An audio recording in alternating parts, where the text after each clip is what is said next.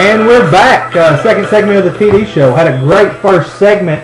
We're going to build on that now. We're talking about the matchups this weekend coming up, which fits exactly into what the strong words from a manly man are this week. So let's get the guarantees from TJ. Now, time for strong words from a manly man. You say he has grit. I want a man with grit. If you're looking for trouble, I'll accommodate you.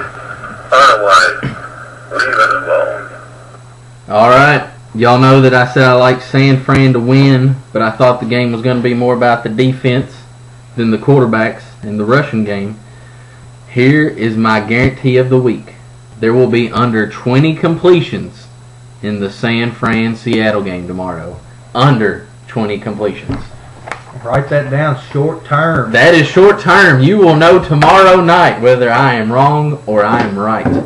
All right. Speaking of NFL news, what we've got going on, we're going to get a couple of predictions of the week, and we're going to talk about the big hire down in Nashville. We've got Baker from Brownsville on the line. Baker, can you hear us?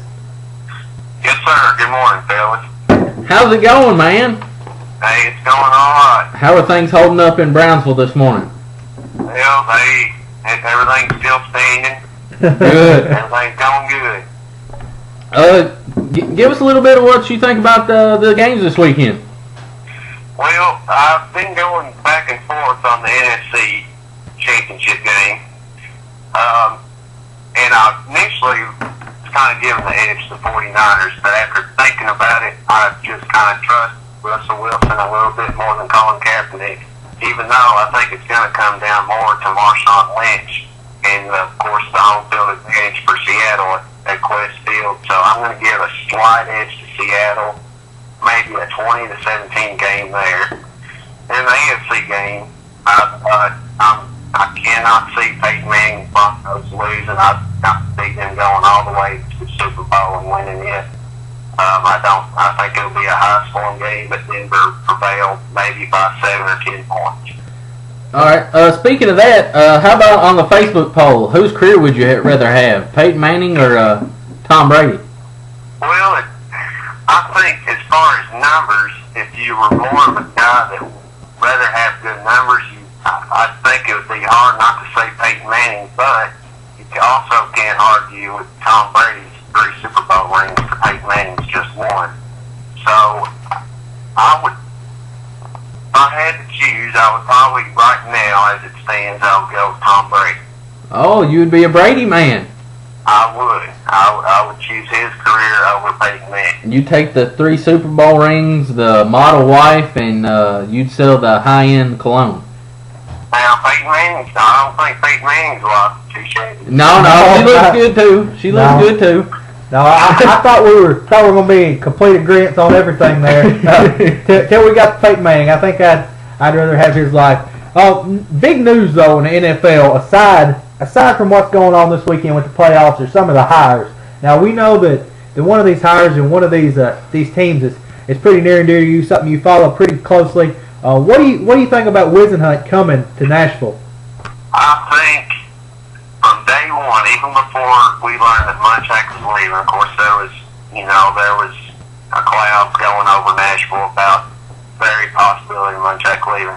I thought even before he left, the number one person that I hope they would get would be Whisenhunt.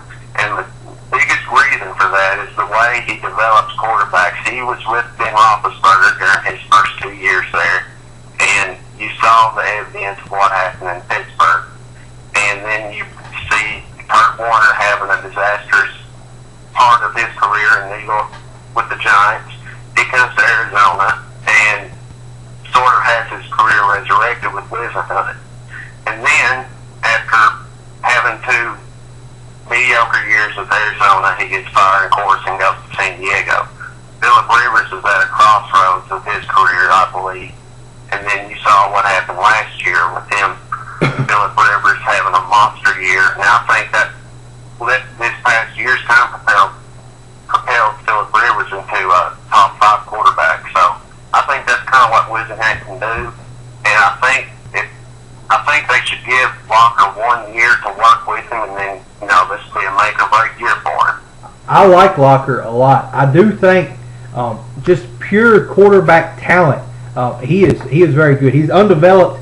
He tends to get hurt. If he can stay healthy, I do think Locker can have a big impact, especially in a system designed by Whisenhunt. I'll agree that I think that is a great fit there in Tennessee. Do you like Locker? Do you think he should stick around more than a year? What do you think? I think we should see. Hopefully, he'll stay healthy the whole year. I think he deserves one more year. And if you look at it before he got hurt, you look at the first. Of course, he got hurt in the middle of his fourth game. You look at his first 3.5 games of the year. Locker, of course, had no turnovers. He had 6 touchdowns. He was on pace to have 3,300 passing yards, 27 touchdowns. He had 62% completion rate, which is respectable. I think he was on his way to having a breakout year, if not for the injury. Yeah, I mean, something that I said last week, of course, I didn't like the firing. I like the hiring, but as a part of the firing, I believe if Locker's the quarterback all year last year, or this past year, they win 10 games and make the playoffs, and Munchak doesn't get fired. I agree. I think that 6th spot for the wild card in the AFC was wide open, and I think if Locker was healthy and barring any other injuries, I think they would have taken that spot running away with it. Something that came out yesterday, I believe it was, Leinart on Fox Sports Live, former Arizona backup quarterback, I guess he was starter for a little while, came out and said that he didn't think Whisenhunt was a great fit, didn't think it was great timing by the Titans. Basically said that any success that happened at Arizona under him was on behalf of Kurt Warner. Did you see those comments? Yeah, and I was listening to Mike and Mike when Mike and Mike asked him about it. Whisenhunt about it, and it was a class act by Whisenhunt because he just sort of blew it off of what he should have said was Matt who. What relevancy does Matt Leinart have? He's probably just mad because he got benched and he blames all his failures on Whisenhunt. Well, I mean, when you have 15 touchdowns and 27 turnovers, I mean, what relevancy do you have to even speak out? Right. And something that I thought this kind of touched on, apart from the Titans, was the whole Detroit Lions job. How we've seen a few coaches here skip over that job in order to take other jobs, and arguably have the most talent of any of the most healthy and young and fresh talent open. They've got Megatron, they've got Reggie Bush looking good, they got Matthew Stafford. I mean, what do you think about that?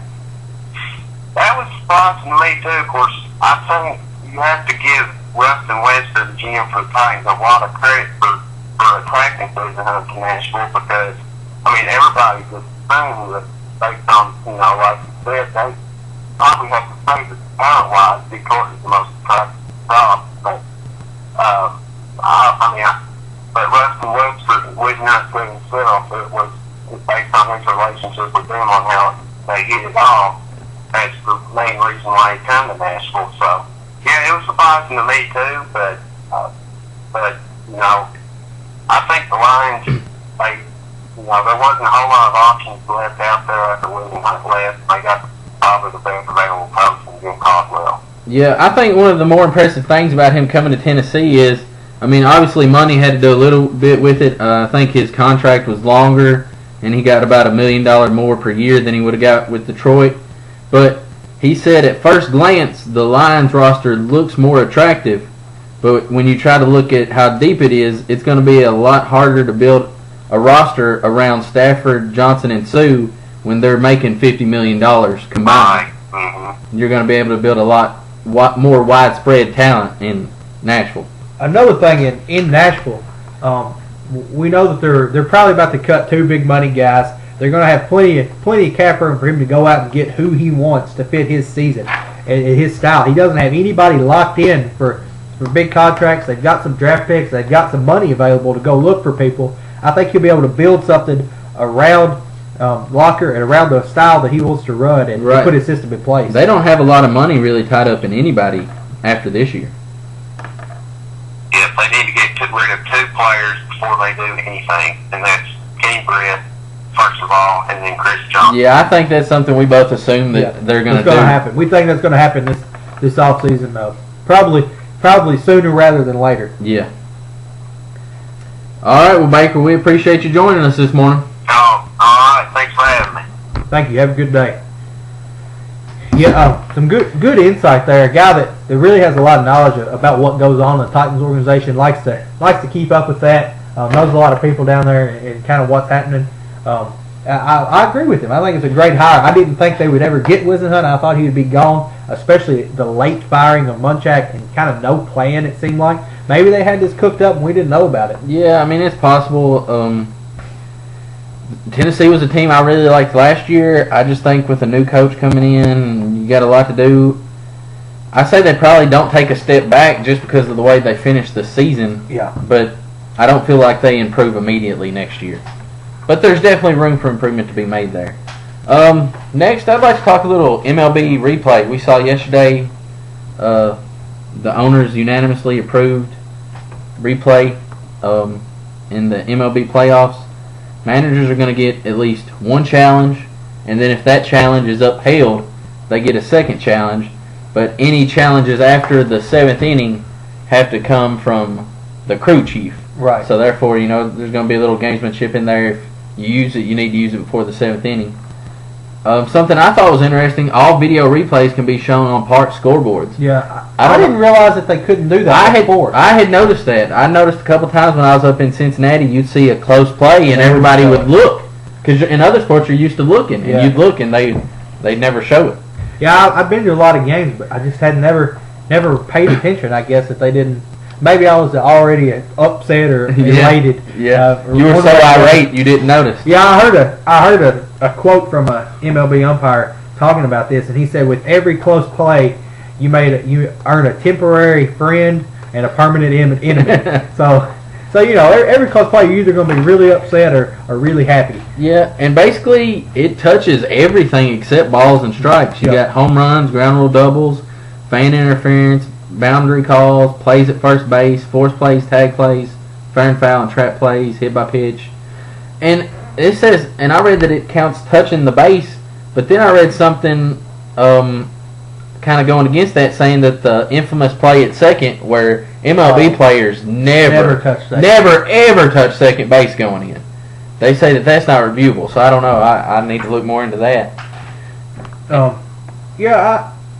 First of all, I'm glad that something in the MLB happened in the middle of winter. We're both big baseball fans, like to talk about the MLB, and there's nothing going on. I mean, it's been a pretty decent winter. I mean, you had the winter meetings, not a whole lot happened there, but then you had the Hall of Fame that sparked a little discussion. Yeah. I don't think it sparked a whole lot of, aside from Dan Levitard, who did a great job. I wish it would bring more attention and more outrage than what it did. Yeah. But baseball replay gives us something to talk about, something that's been mentioned and thought about for a long time.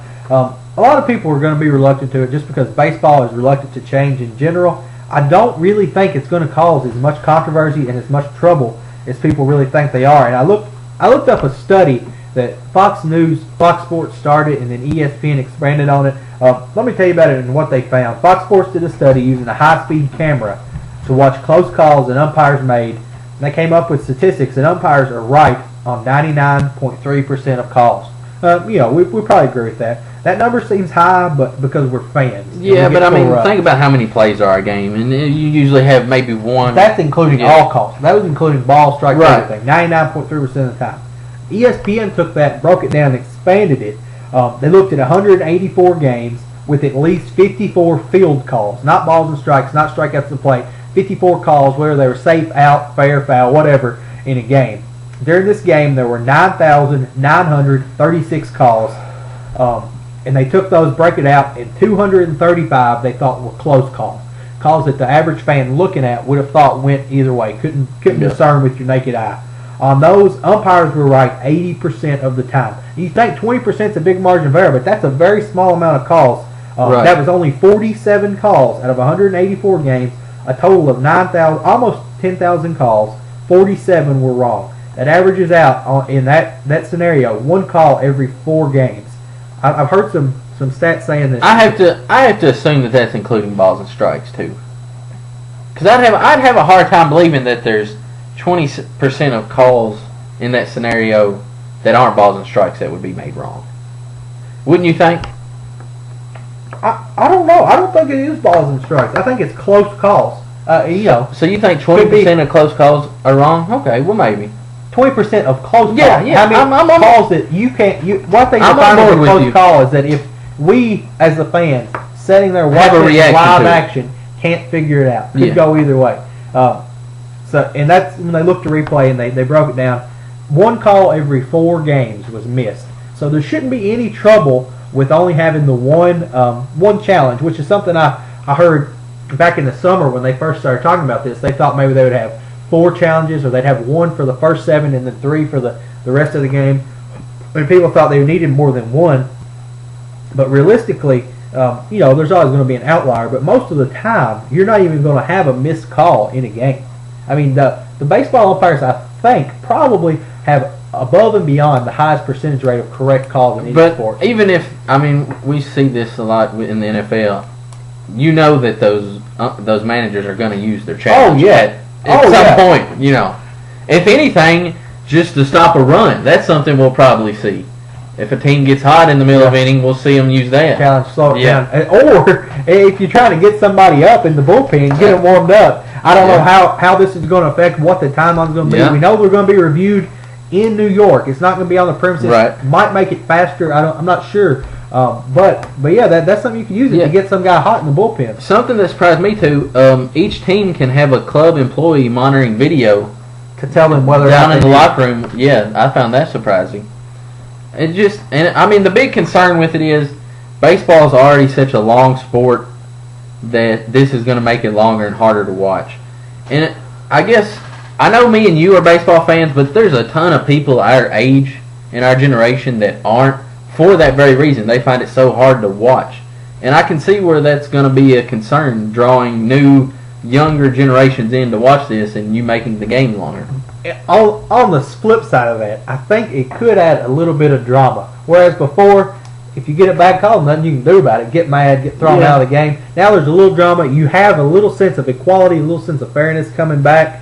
Another thing, a call in baseball can have a lot more effect than it can in any other sport. If you think about it, if you've got your number 2 batter up, maybe you've got the first guy out, number 2 batter's up, he hits a double, or maybe he tries to steal third and gets called out. Instead of having a guy in scoring position with a chance to win the game, you might have 2 outs and your 3 guy on base, or maybe 2 outs and your 7 man on base. That one call has a waterfall effect that you don't really see in other sports with calls. In football, in baseball, you could throw a pass up and run it 100 yards and score. In basketball, maybe kind of like baseball, you can only get so many points at a time.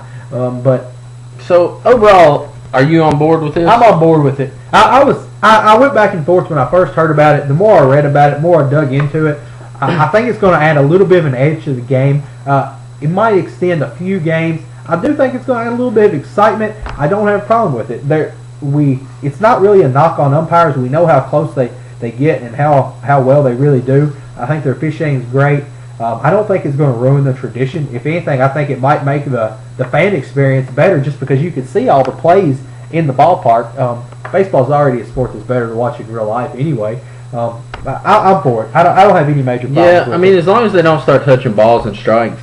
Which I don't think they can or would. It would, A, eat up too much time, and B, we know umpires sometimes have big and small strike zones, generally fairly consistent. It's kind of a personal preference thing. It's been assigned throughout its whole career that it's a judgment call, and it's based on what umpire you get. That's an understood part of the game. It's something that I don't think replay could really affect. Yeah. There is one thing that I think balls and strike replay could help, though. What's that? Umpires showing up players. Yeah.